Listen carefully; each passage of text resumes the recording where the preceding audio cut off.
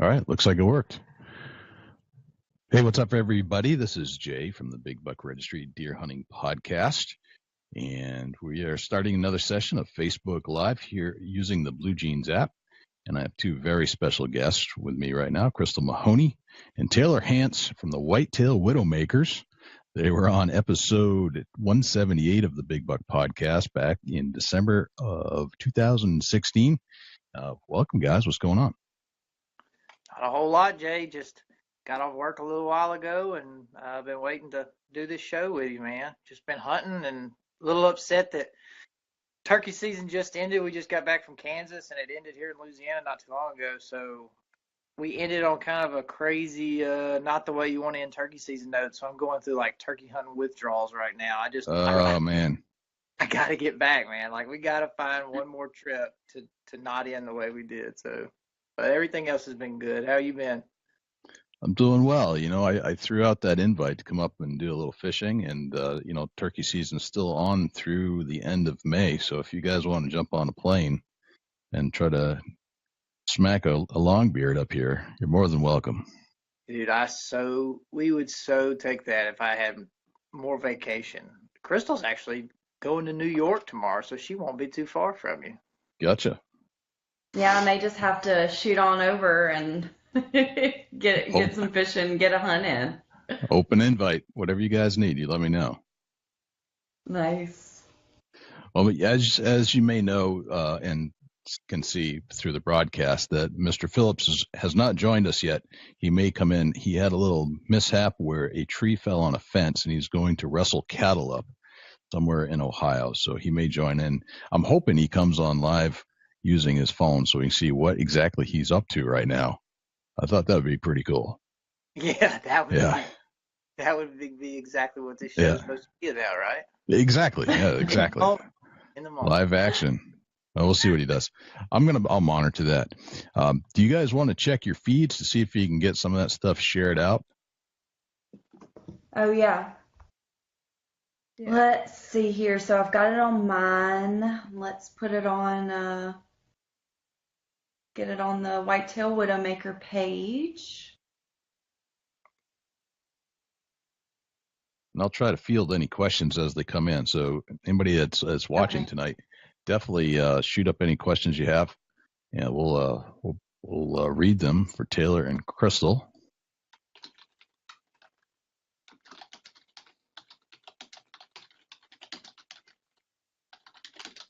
See, the live stuff's so much different than the podcast because this is where we cut so nobody saw what we were doing, but now we're under the microscope now. I know. There's nowhere to hide. They see it all. There's nowhere to hide. I see everything.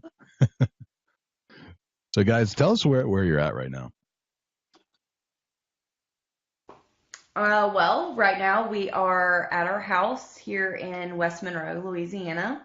Mm-hmm. Just been working all day today and getting some laundry done right now, about to pack for New York. My son and I are headed up there to meet some family and get together this weekend. So that's what I'm doing today. And got the dogs.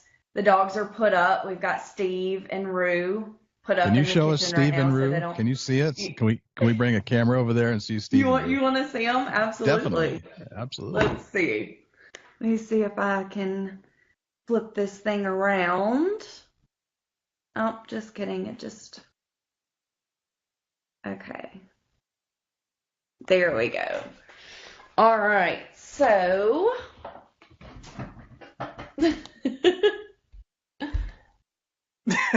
that is. Look like they're in prison. Is that Rue? That's Rue. Let's see. Hey, boo-boo. Hey, boo-boo. That's Rue. And that's Rue's back. Hey, Steve. That's Steve. Hey. She keeps trying to knock. She's so jealous. Here, Steve, come here. Get up here. Come on. No, nothing? No? And she'll start talking. If I don't pay her any attention, she'll start talking to me. So. Excellent. Yeah. Guys, y'all get back in here. Y'all just talk the the whole time. Okay, well, if they start talking, then I'll just have It's to my fault. go I put 'em up. asked. I'll take the blame for that. Yeah, I'm sure that they're going to start fighting and wrestling in a minute. That's all you'll be able to hear. Yep. Well, we've had Billy Daw join us. Billy's been checking in. He was actually on our live show a little while ago when we had a group of about 6 people all on the same video call, and we had a great time. It was like a party on Facebook.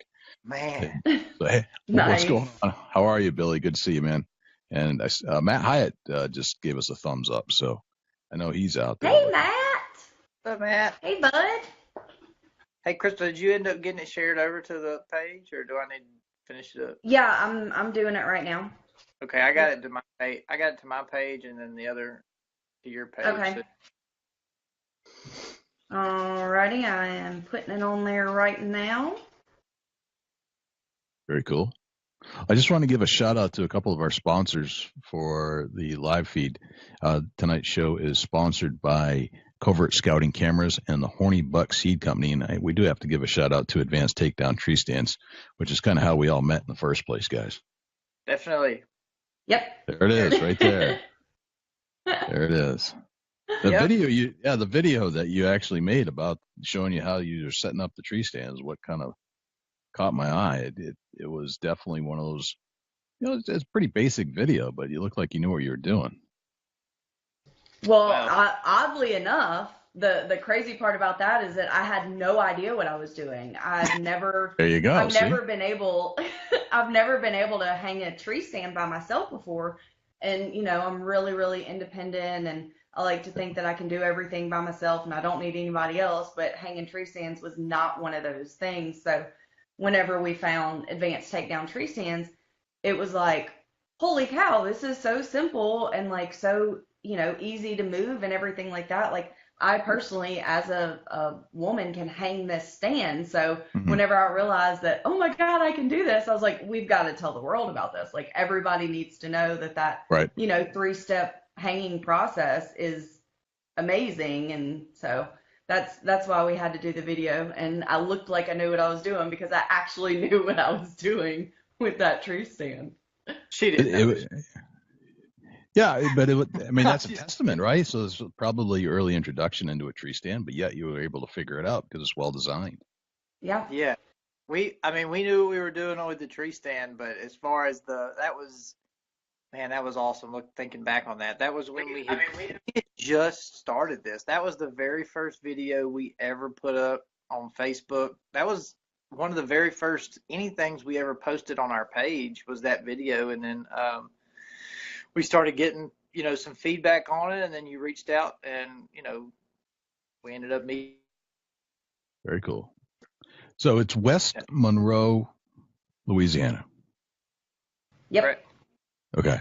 And that's also the home of the guys from Duck Dynasty, correct? I remember that from the podcast. All right. Yes. Yep. We live in the same town with those guys.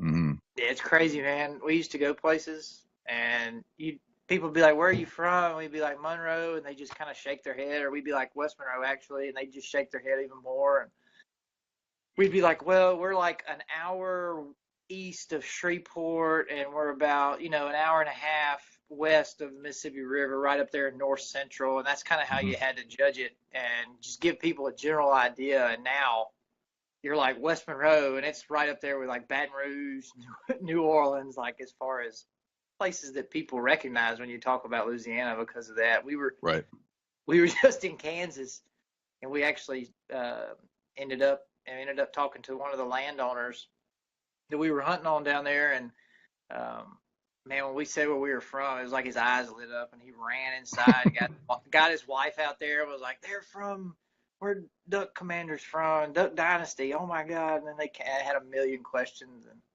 we know them, casually know who they are, but we don't, have their telephone numbers in our phone or anything. So. Yeah, I figured that was probably the case. You're probably sick of people asking that exact question I just asked you. Most likely. Man. No. Yeah. Okay. We're just, hey, it's good though. Our economy needed something like that. Our town, not to get off the whole outdoor subject, but our town and our economy needed something like that bad. I mean, we have a really great town here, and we have a lot of great things going for us. We just needed a little bit of boost, and the revenue that they brought into this town and like what they've done for this town has been absolutely incredible. So, you know, when people ask that, that's kind of what I think about when they ask is, you know, what they've done for our town. So it honestly doesn't really ever bother me when people ask that question, because it's done just phenomenal things for where we live. Gotcha. Well, that's cool. I mean, they've definitely generated some revenue and a big recognition for that area. So you can't knock them for that. So Taylor, today's your birthday. It is my birthday. All right. 21 today. I'm 21 again. Yeah, Wow. 21 again. Go to the casino. No, you're really making me look like a cradle robber saying that you're 21. Thanks a lot. Right. I'm 20. Happy birthday, my friend. Thank you. I'm 29 years old today. My last year in the 20s, and then I'll be the big 30 next year. So it all gets better, man. It all gets better, and until you get to the 40, then everything starts to ache a little bit. I mean, everybody tells me that 30's the new 20, so you know, here we go. That's true. 30s have definitely been the best years of my life. Like, I like my 30s. So the 30s were good. Yeah. I feel really old right now. The 30s were good. Yeah. I feel so young. Wow. I remember being in, you know, high school, junior high, whatever, and just thinking that, like, oh my gosh, those 25-year-olds, those people are old. Like, that's just the oldest that you could be is like 25. And I mean, I've definitely surpassed that. So yeah, that's what it's a funny story. I tell a year, January was exactly a year. I had shoulder surgery. I tore my labrum in my right shoulder 2 Januaries ago, and everybody asked me how I did it, and like, there's no cool story or anything. It's pretty crazy. We were at her son's birthday party at like this. They have this dodgeball course set up, and there were these high school kids out there playing, and like, they asked me, they're like, man, do you want to play? And I was like, yeah, I'll play. And I hop out there, and they're like, all right, you got the old guy, you know, and I was 28. Like, damn, I've become. I just see my face frozen in time. Okay. I think we just went live again. So let's check the feed. We're back. Yes, we're here back live. I don't know what that was. That was a little hiccup, so I'll have to let everybody know. Live, like you said before, live action, right? Yeah. Live action, yep. Got to deal with it all. That's right. This is like when the blackout during a Super Bowl kind of thing. Well, we're not quite as big as the Super Bowl. You understand. Let's go back through some of the comments we had. A lot of happy birthdays. We got a Justin Lanclose says, "I love you, Taylor." Hey, I love you too, Bromance. Bromance is right. Yeah, Justin's a good guy, man. He runs a organization, him and his partner Kyler, and they run a great operation here in Louisiana called Louisiana Bow Hunter, and it's just kind of, we're a part of it. We're contributors with them, and it's just kind of trying to bring awareness to the state of Louisiana that, you know, we do have a state that's thriving and has the possibility of being a great state for bow hunting. You know, we can, you know, everybody thinks of bow hunting and traveling, and they think of, you know, the Kansases and the Iowas and stuff like that. And what he's trying to do is just, you know, make Louisiana have a positive bow hunting state, and just, you know, bring about a little more awareness about, you know, quality deer management and, you know, all that stuff that, you know, bringing a lot of awareness as far as archery in schools. And, you know, he's doing some really, really cool things here in Louisiana to try to, you know, better the sport here in the state. So appreciate Excellent. it, Justin.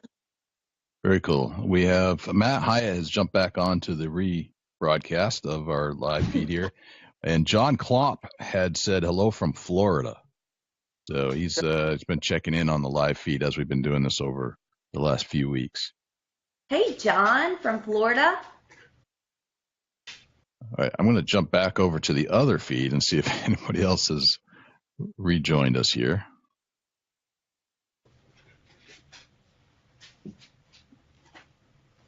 Well, Steve and Rue have joined us. So.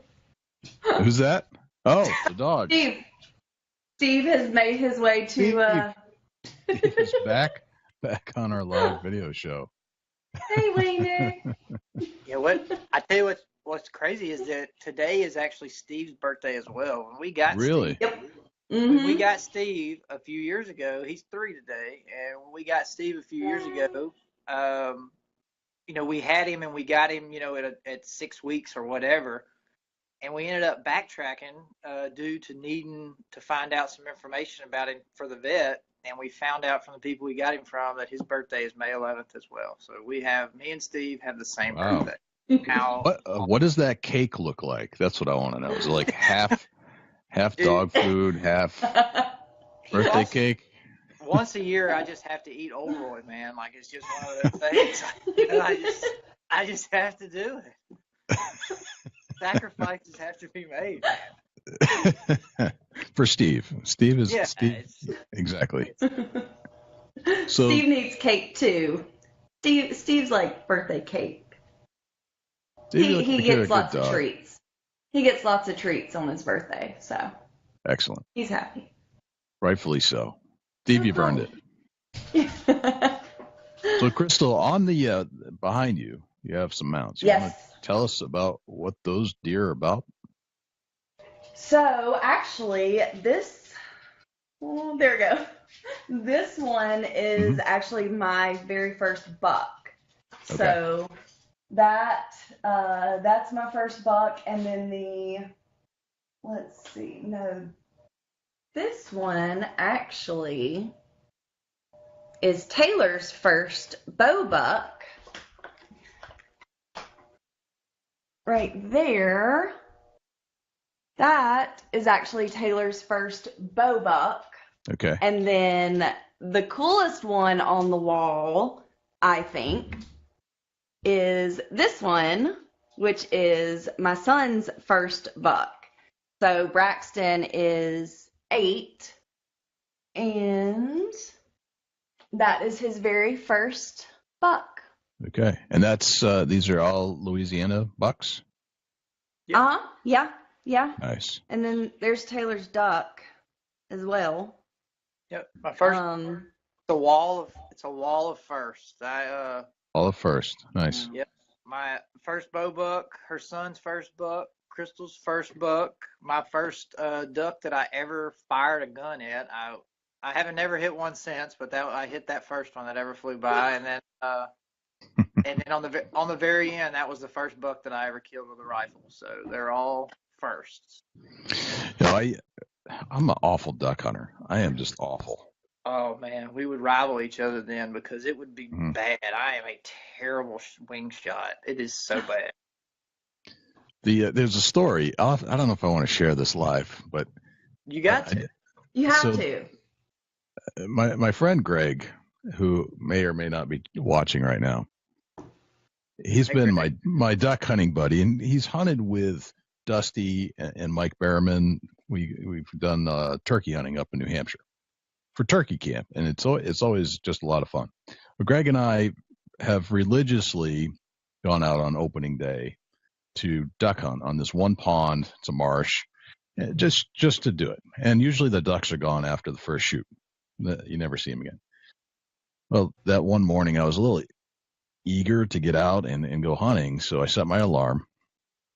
And I set a new alarm so that I would be woken up, and I set it to the duck alarm, on the quack quack on your iPhone. So I don't know what time it was. It was early. I got up, got out to the marsh, met Greg. We're in pitch dark. We paddle out to our spot, and we wait for the ducks to come in. And it was 100 ducks flew over right away. So we lit it up. Didn't drop a single one, not one. We pulled the trigger a lot. We didn't drop a single one. So we reload, and here come another 100 ducks. Well, we shoot it up again, and one drops, And we go to retrieve it. And then we start hearing this quack, quack, quack, quack, quack all over the place. And lo and behold, we chase this thing for the next half an hour before I realize that it was my original alarm for my 6 o'clock alarm going off, not the new one I set. And it was dodging and weaving and going into the weeds. And finally, I look at Greg and I said, "Greg, you're not going to believe this.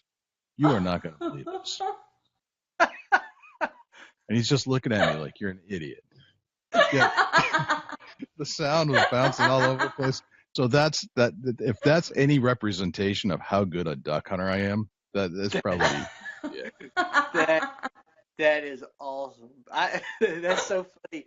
You said that. We were chasing turkeys this weekend, and we were like 100 yards, and we just had a couple more yards before we were going to get set up, and these turkeys were out there, and like it was going so perfect. And we go, and I slide down, and I'm going to get all commando, and I'm going to get stealth mode and crawl, and I get about 3 crawls in, and all of a sudden my Siri on my phone goes, "Sorry, I didn't hear that," like as loud as it can go. And thank God the wind was blowing hard enough that they didn't hear it. But man, her face was like, "I'm literally gonna shoot you right now." Like I had the gun, so yeah.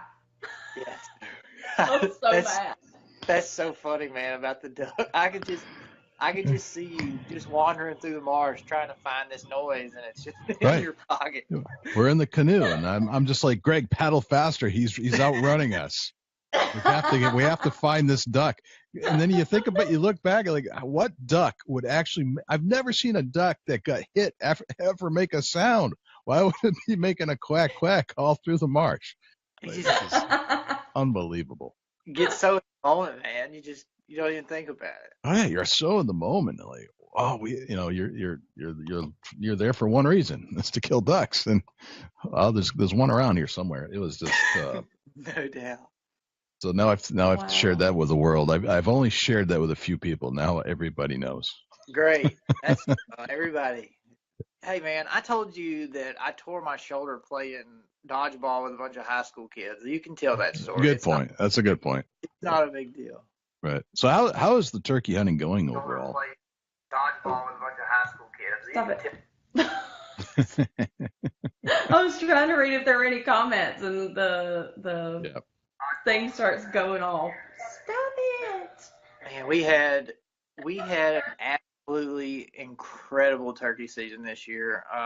It started off, we were down in Florida at the Red Eye Safaris. Krystle killed 2 beautiful Osceola turkeys down there. One actually had a triple beard. He should be coming back from the taxidermy soon. Oh wow.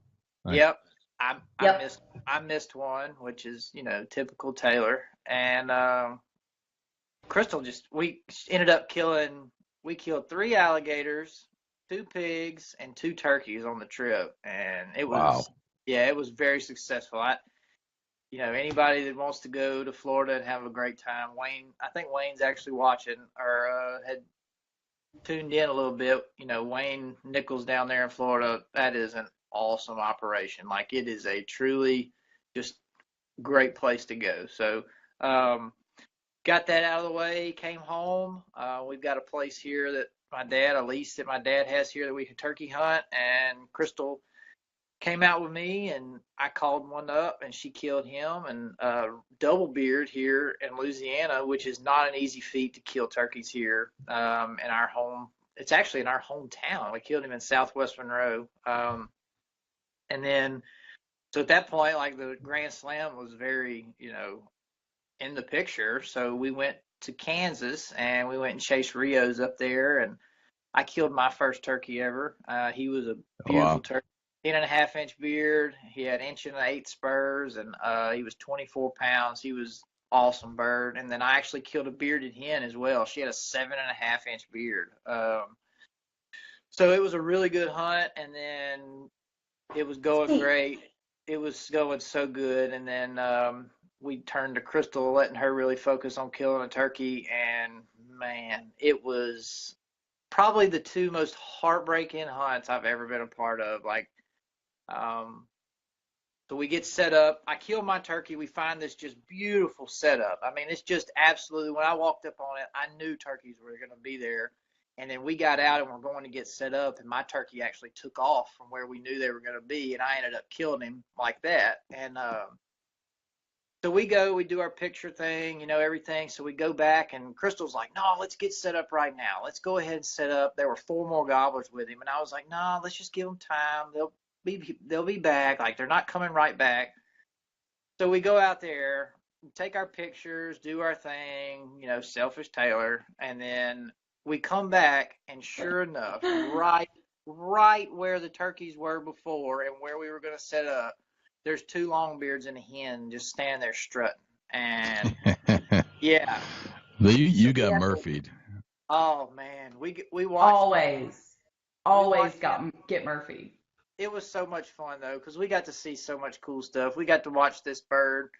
It was this big, Tom, and he was strutting, and he was chasing this smaller Tom around the field, and he was just trying to whoop him the whole time, and he was bossing him around, and like, I've always wanted to get to see stuff like that. And so he chases him around. We kind of get him to a point where we can ambush, and the wind's blowing too hard to think about calling. So we ease up this hill, and they end up popping out the road, and we spook them out to the field.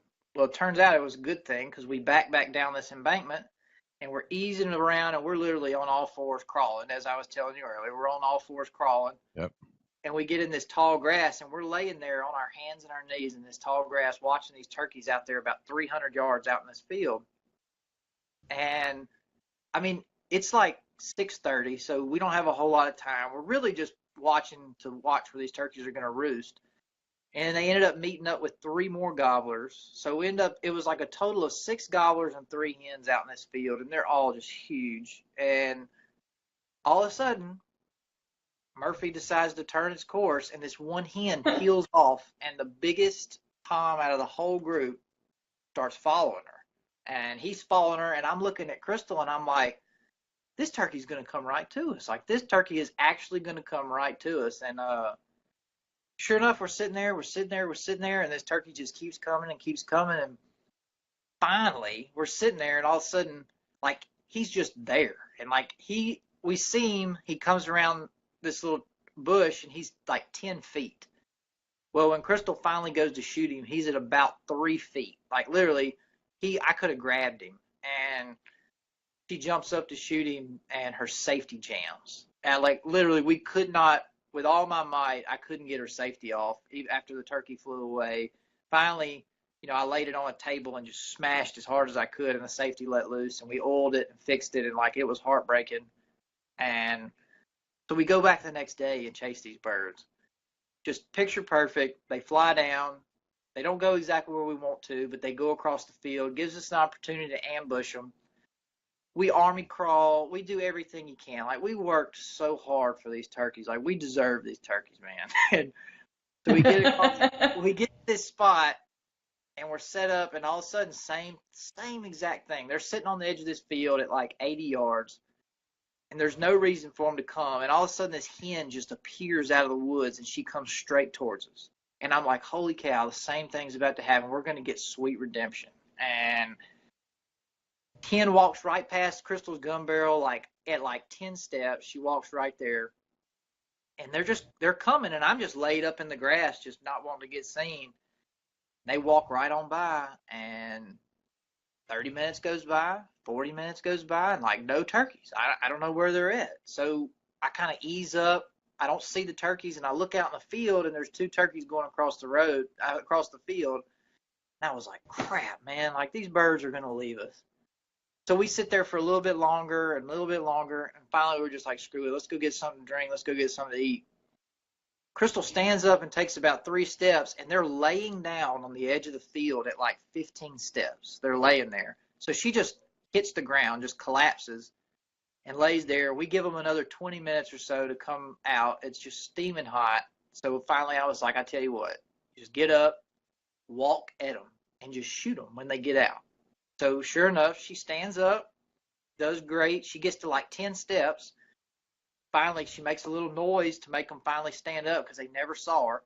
Instead of running, they do perfect. They stand up for give her like a 5 seconds to shoot. She gets good and aimed, and all of a sudden I'm like, I hear this just click, and her gun clicks.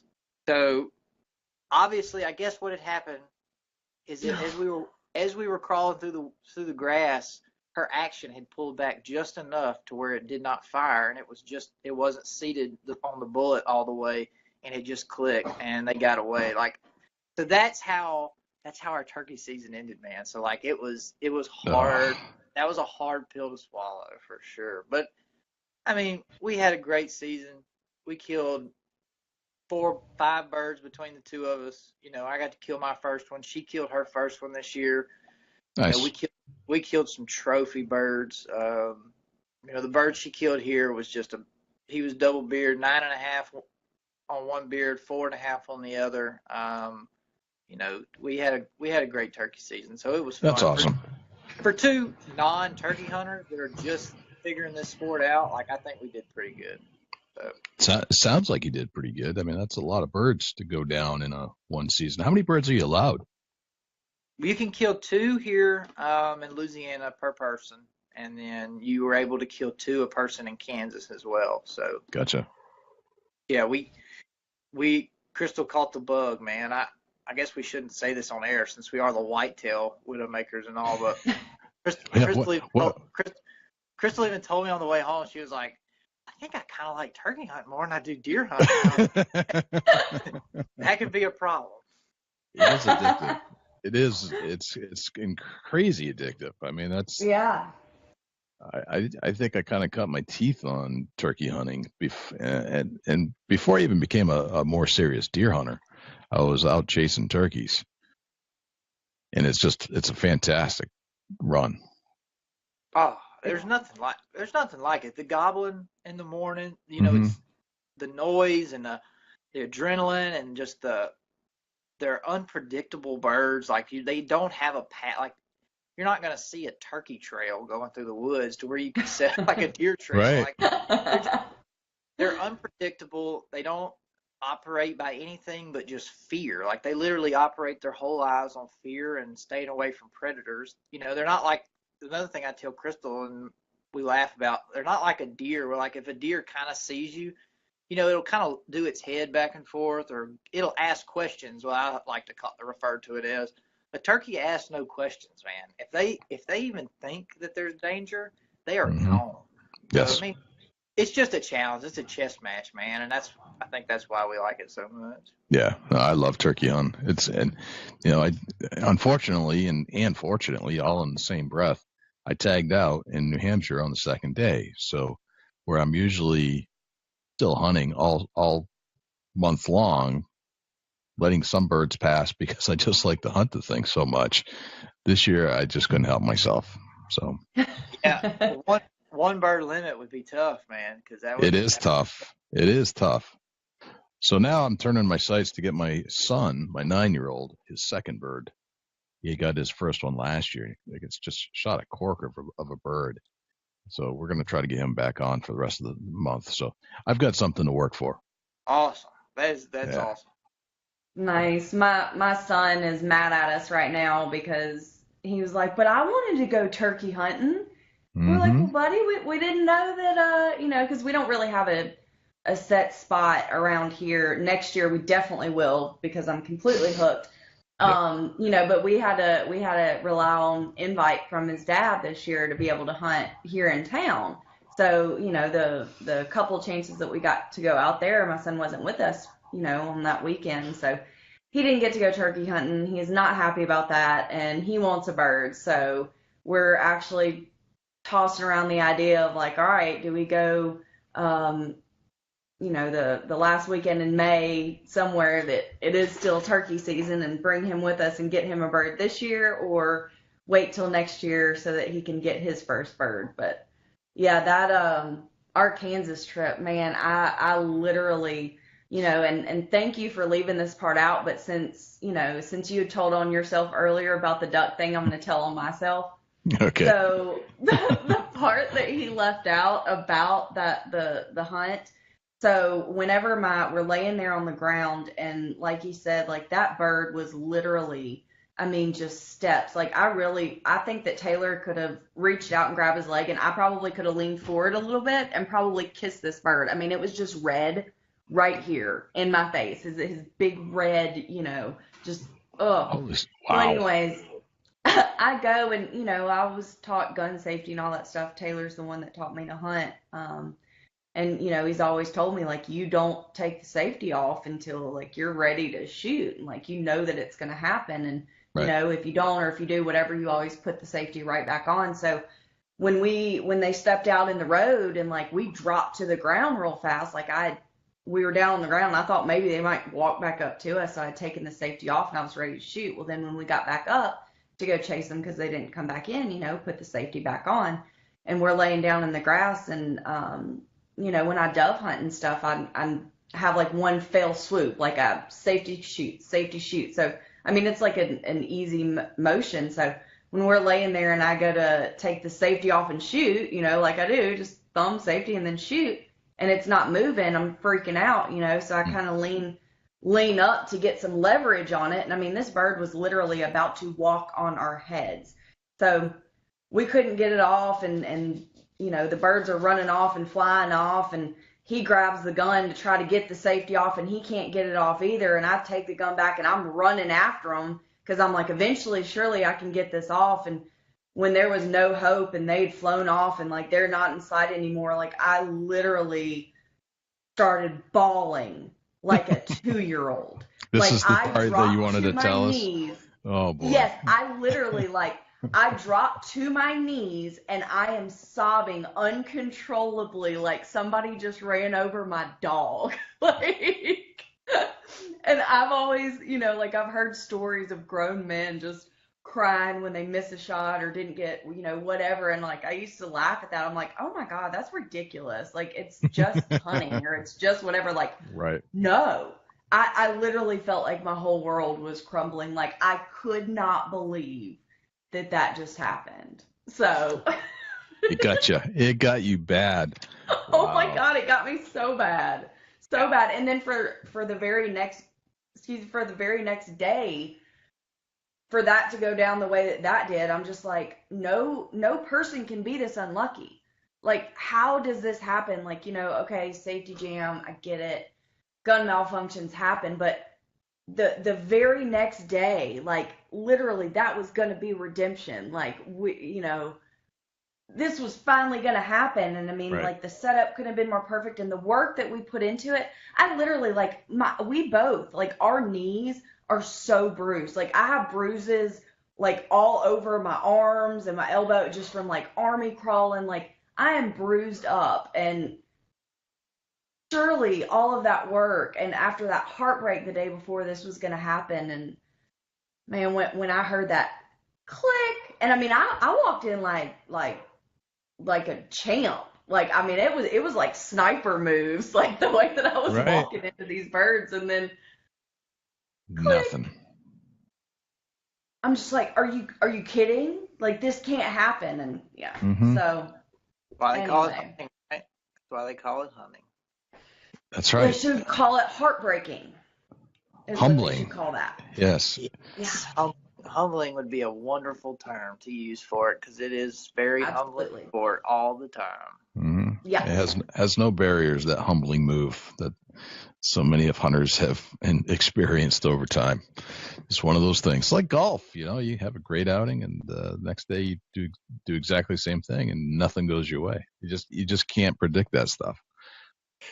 Yeah, sometimes I wonder if I'll not, see a therapist sometimes, because every one of the sports that I enjoy involves some kind of low percentage success rate and always leave me angry or in lots of failure and disappointment. Right. Hunting and golf are my two biggest things that I do for fun. And, there you go. Both of them leave me coming home and just being like, man, sometimes just leave me coming home just being like, man, why? Mm-hmm. Why do I do this? And then exactly. All it takes is one little thing, though, and you remember, why you do it, and, you wake up and there's 4 turkeys within 100 yards gobbling their heads off in the trees, or, you're sitting there and you've been hunting this one buck forever, and, all of a sudden you hear crunching the leaves and he's coming down a trail and you've been working for 2 years to kill that deer. Like, that's, it all ends up being worth it. In the moment, sometimes, it kind of gets aggravating, like you said, humbling, but man, there's a reason we all spend as much money and time and effort as we do into this thing. That's right. Okay, guys, I think we'll wrap it up here. If anybody has any other questions for Krystle or Taylor, why don't you write us a note right now in the comments, and definitely hit the like or hit the thumbs up button to say happy birthday to Taylor. It's his birthday. It's his last day in the 20s. So, my goodness. One last year of being in your 20s. Big man. 2-9. Old man. It was funny. My sister, I guess, I don't know how she didn't realize, but she didn't realize that I was older than Taylor, I guess, or so much older than Taylor. And she commented on the thing of me telling everybody to wish Taylor a happy birthday. And she was like, oh, my God. Like, she didn't realize. So she was like, does that make you, him being 29 today, does that make you feel like really old? I'm like, thanks. Because she's 10 years younger than I am. So she always likes to harass me about being old. So I was like, no, it doesn't make me feel old. It makes me feel like a really cool cougar. Makes me feel younger. There's a term we have not had on our live show yet. There you go. Now we have. There we have. Leave it up to you, Krystle. You know, fantastic. Why not? Yeah. Well, things get weird. I don't know. Things get weird around me. It's totally fine. So on that note, let's give it a wrap. I want to say thank you to Covert Scouting Cameras, the Horny Buck Seed Company, and shout out to Advanced Takedown Tree Stands for sponsoring our Facebook Live sessions here. And guys, anything you want to say in a parting way to our audience tonight? Yeah. Well, one thing I just want to tell you, thank you again for having us on. Like, as we were saying before the show, we love, chatting with y'all. Y'all are awesome guys. And, we enjoyed the first time we got to, chat with y'all on the podcast. And, when you contacted us about this, we were super excited about it. So we really appreciate that. And then, to all the companies out there that, support us and, allow us to be affiliated with them, thank y'all very much.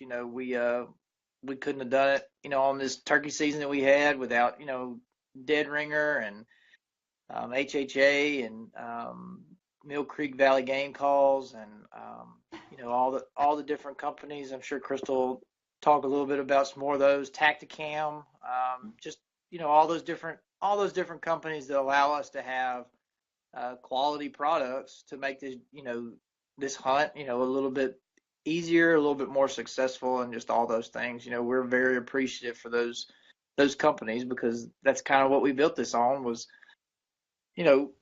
finding products that we could, let the rest of the world know how well they work, and in the meantime, getting to use those products ourselves. And we've been very, very blessed to be affiliated with not only some companies that have very high quality products, but also have very high quality people working there. And all those places that I just named off are definitely examples of that. So I'm sure Krystle has some more that she'd like to talk about, so I'll let her have her parting words.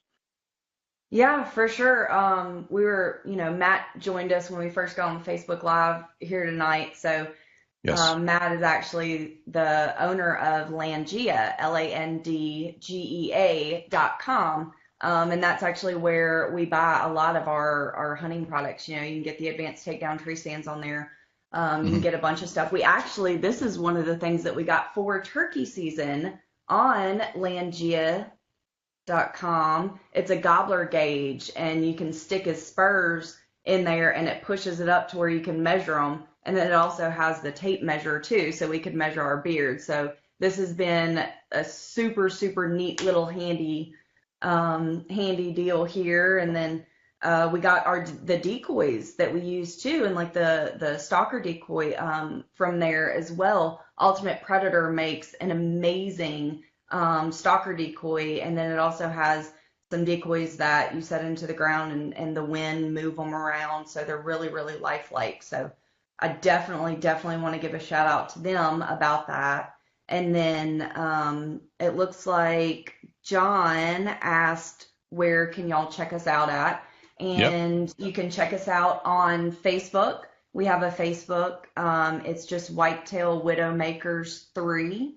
So you can put that in the search bar, or you can put in Whitetail Widowmakers, and I'm pretty sure we're the only ones out there. So find us there. And then Instagram, Whitetail_widow_makers. And then on Twitter is WT_widow_makers.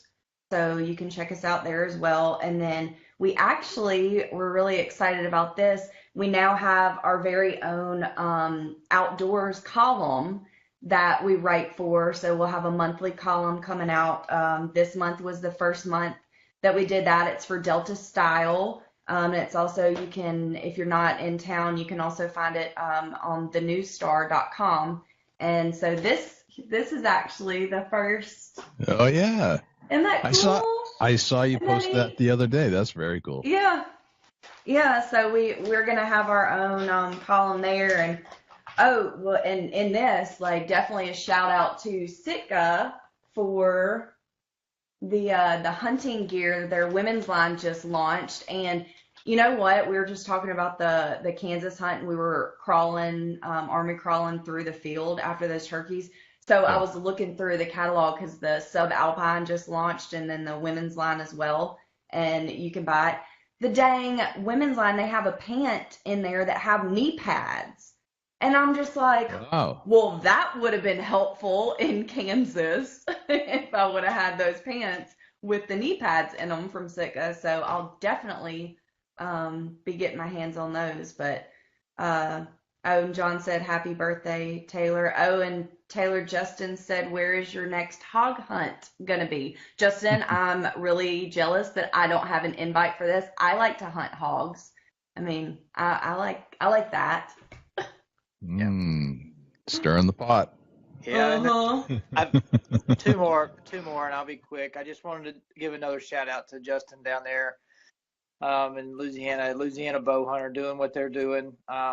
If you are a resident, if you're watching or see this video and you're a resident of Louisiana, please go check him out. It's Louisiana Bow Hunter. He does some great columns. He's doing some really awesome stuff down there to make our state more relevant as far as bow hunting and just bring our quality of our deer herd back to where it should be. And then Hero Sports, it's a veterans organization that we're affiliated with and that we support. They're doing some really cool things through getting veterans reacclimated to society through hunting and fishing and sporting activities. And like we all know, hunting in the outdoors, just, the peace that it gives you, as a civilian, I know that it's a place that I can go when I have anything going on, that it gives me an escape and something that, I enjoy doing anytime I have, a good thing, bad thing, whatever going on in my life. It's a great place to go and just recharge my batteries and get all my bearings straight. And they've realized that, and they're harnessing it with taking veterans out and getting them, reacclimated and just kind of letting their, getting their lives back together. And they're doing some really awesome things. And they've got a chapter here in Monroe and that Hero Sports. So nice. Yeah, we appreciate it, Jay, and thank you again so much. And we're definitely going to take you up on that tuna fishing trip. And all right, some more vacation next year. We're coming turkey hunting, so for sure. Cool, very nice. I just want to give a quick shout out. My friend Mike Sharon was on the broadcast. What's going on, Mike? And his son is on the youth baseball team that I coach. So we're 4-0. So we're what? Yeah. Awesome. Yeah. Oh. Congratulations. We have a good team, and we had a heck of a game the other day. So yeah, so Mike was tuning in, and he's my age, so he understands what it's like to get old. So he made a few comments. I'm not going to read them all because they're probably not appropriate necessarily.